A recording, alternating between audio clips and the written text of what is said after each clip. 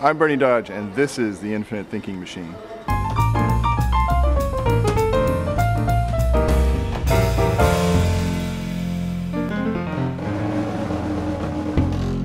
Hey there, I'm Chris Walsh, and it's taken us an entire month to process all the amazing things that happened at this year's MacWorld Education Symposium.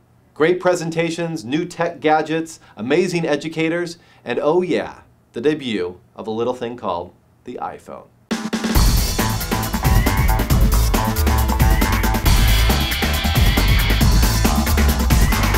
There's a lot happening at MacWorld, but we found time to take a break from the action and talk to a few educators about how they use technology in their schools. Here's what they had to say. We started Moodle at our school this year. I call it the Durham Academy Interactive Learning Environment, our daily. It has had the biggest buy-in of any thing I've ever brought to the school in terms of teacher use and student use. I was really excited myself when I did a podcast of my back to school night presentation because it was so, for me, such a big accomplishment. It had always been something like, oh, a podcast, that's for techies. I'm sort of a techie now, but not that much of a techie. So everyone should know about Google Earth.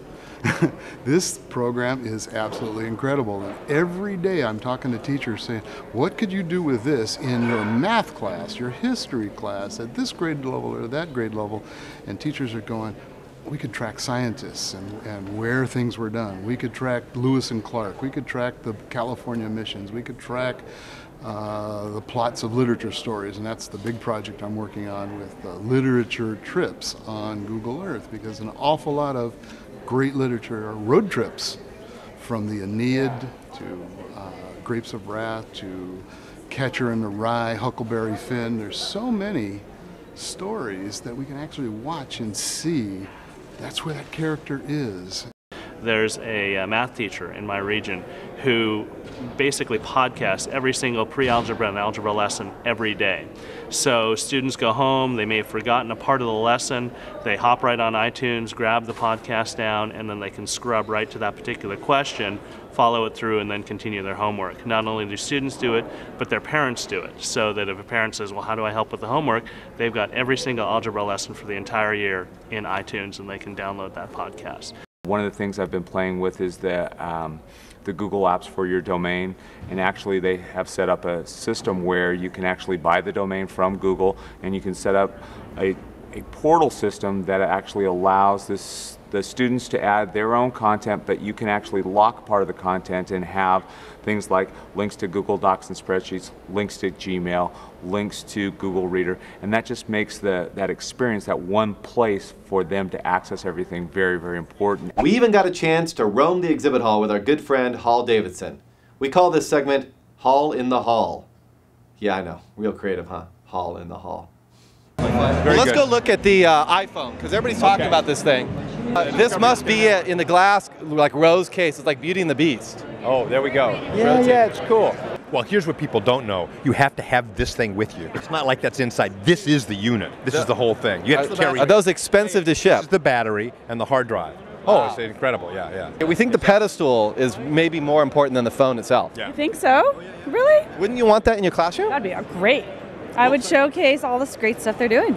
Let's go look at the Apple TV stuff over here.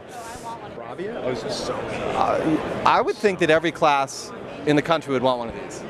Oh, I want one. Is the Infinite Thinking Machine in here? No Discovery or Infinite Thinking Machine. What's up with this? Useless. See, sometimes it's just pixels in a box. Yeah, well, it's like, wait a minute. What good is it? Sometimes it's pixels in a box. What good is Apple TV without us? Doesn't inspire. Pixels on a screen. What does it do? Forget it. I think this is useless now. I can't even recommend it. Well, I think we should have these in every classroom. And here's what'll happen. You hit a website, instead of hitting page 1, you'll hit print and every. So get it. So these would run out of I would guess run out of ink by about second period. Yeah. See ya, Hall.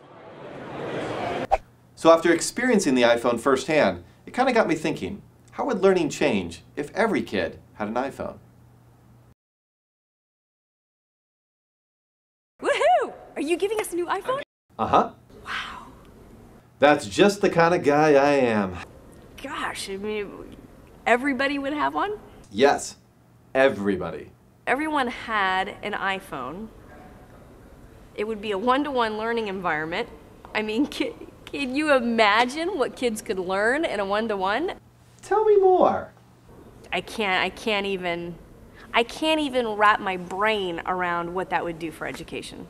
I think that really takes that term anywhere, anytime learning, to the limit, because students have that in their pocket.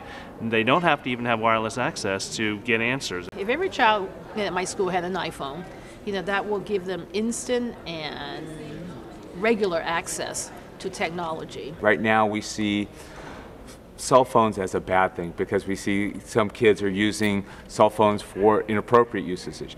But if every kid had one, then now teachers are now going to be forced to integrate that into the curriculum. Kids are so engaged by digital devices that the teachers couldn't. I just don't think that we would have students waiting to learn anymore. It's not just the tools, but it's the pedagogy that goes with that, and we have to have folks understanding constructivist teaching and inquiry-based models of learning to use that tool, because otherwise it just becomes a real fancy delivery mechanism. They would be able to use web-based tools to direct their learning with the Safari web browser. They can interact with the blog. If I had a blog up, they could do for instance, say Google Docs. Google Docs? Google Docs and spreadsheets. Google Docs and spreadsheets. The biggest, most profound change that it would do, I believe, would be to bring the resources of the world to the palm of that child's hand. Good stuff, huh? Makes you want to run out and buy an iPhone right now, doesn't it? Or better yet, your very own ITM phone. That's right, we're announcing it here first. The ITM phone will be ready by June 2007. Infinite minutes, infinite memory, infinite possibilities.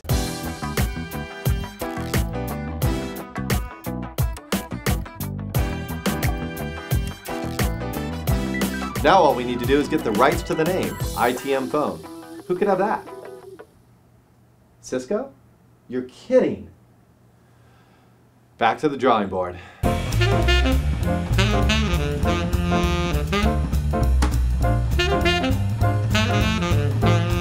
Hey, have you heard about the new ITM phone? I love it. What's that? You love the ITM? Me too. This is the infinite thinking machine. I am the infinite thinking machine.